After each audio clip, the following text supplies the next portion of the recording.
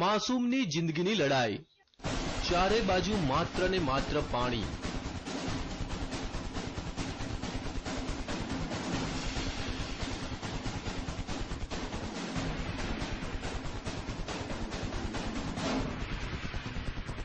પાણીના ધમધસતા પ્રવાહ વચ્ચે ફસાઈ એક માસૂમની જિંદગી।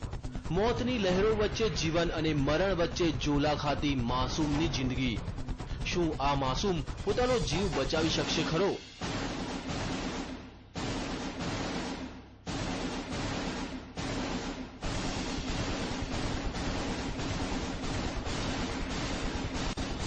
માસૂમ મોતને આપી શકશે માત? શું બચી જશે માસૂમનો જીવ?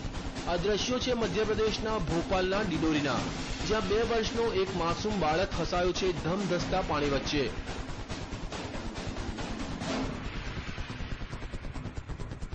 આ બાળક રમતો રમતો આ નદીમાં પહોંચી ગયો અને અચાનક પાણીનો પ્રવાહ વધી જતા તે અટવાઈ પડ્યો।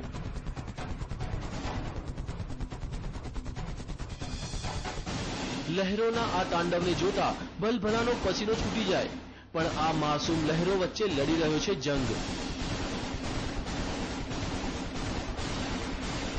જિંદગીનો જંગ।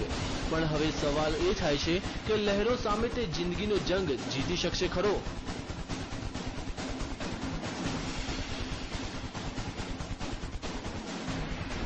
તેને કોઈ પણ ભોગે પોતાનો જીવ બચાવવો છે। તેને નદીના પ્રવાહની કોઈ પરવાહ નથી। તે તો તોફાની લહેરોને આપી રહ્યો છે ટક્કર।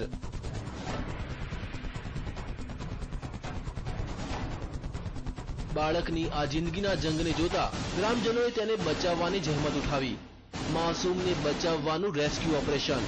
માસૂમની જિંદગી બચાવવા ગ્રામજનોએ પહેલા રસ્સીનો સહારો લીધો। થોડા ઘણા અંશે તે સફળ પણ થયા, પણ અચાનક તે પાછો પાણીના પ્રવાહમાં તણાઈ ગયો। આ વખતે તો લાગ્યું કે માસૂમ તેની જિંદગીથી હાથ ધોઈ બેસશે।